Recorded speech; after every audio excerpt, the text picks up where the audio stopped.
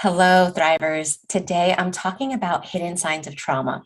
I want to give you guys 20 hidden signs of trauma that can help you to see if you still have unresolved trauma in the body, if you still have some healing that you need to do.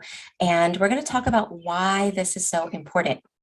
I think sometimes we like to just close the door on trauma. We're like, it's in the past, let's leave it in the past. And I totally get that way of thinking.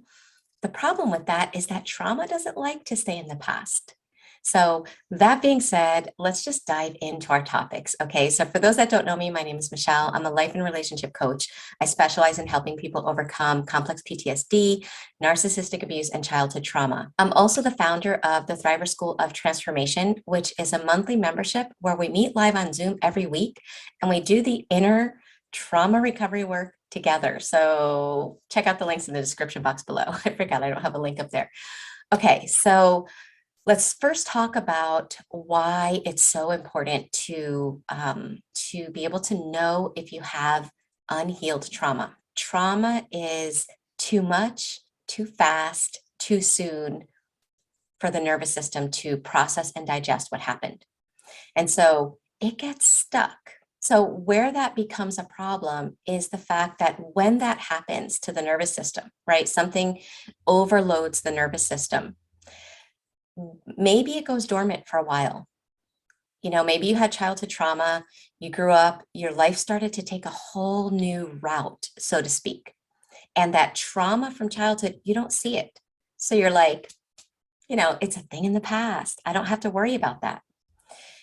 The problem with trauma is that because it's still in the body, because it is kind of locked away in your limbic network, which is part of your subconscious, your unconscious, well, your nervous system is always like your surveillance, your 24-hour surveillance system.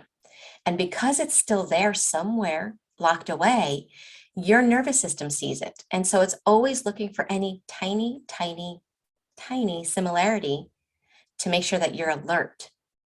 So for example, this is where it can get really, really, it can feel crazy, so to speak, okay? Let's say you were in a toxic relationship and every time you were in the car, there was fighting and yelling. So your brain starts to notice car yelling, right? But on top of that, you're not even really paying attention to your surroundings. Your conscious awareness is really just in what's going on with this argument. But your subconscious sees everything. And so it starts remembering the trauma, not just from that person, but it's fragmented like, okay, it has to do with that person. It has to do with the tone of voice, a look on the face, the car, a tree, and a bridge. So you leave that relationship and you start to feel okay. You start to feel like you again.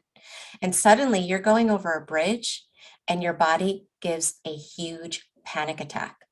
You don't know why. You're not associating that bridge with any of the trauma of the past, but your nervous system is. And suddenly you develop a phobia of bridges. Then it gets so uncomfortable because every time you're in a car, you start thinking, am I going to go over a bridge? What's going to happen?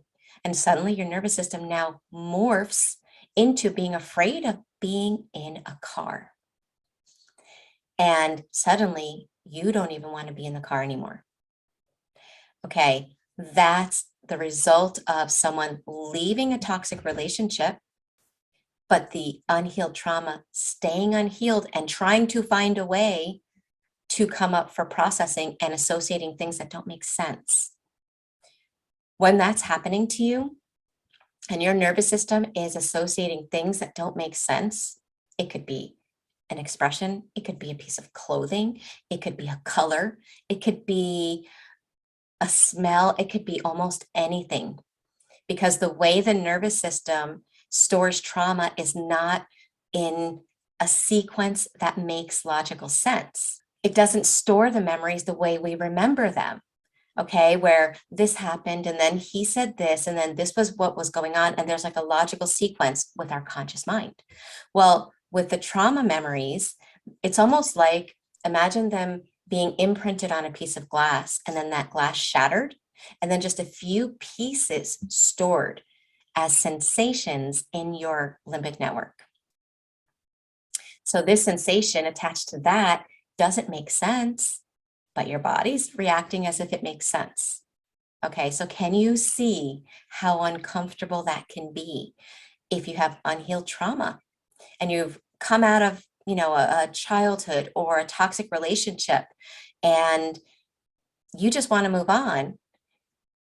The tendency is to just want to stifle and dust ourselves off and keep moving. But if we don't take the time to do the inner work, trauma has a crazy, illogical way of showing up in your life and demanding your attention. Okay, so that being said, that explains why we really have to be aware if there's unhealed trauma. Let's talk about some of those signs.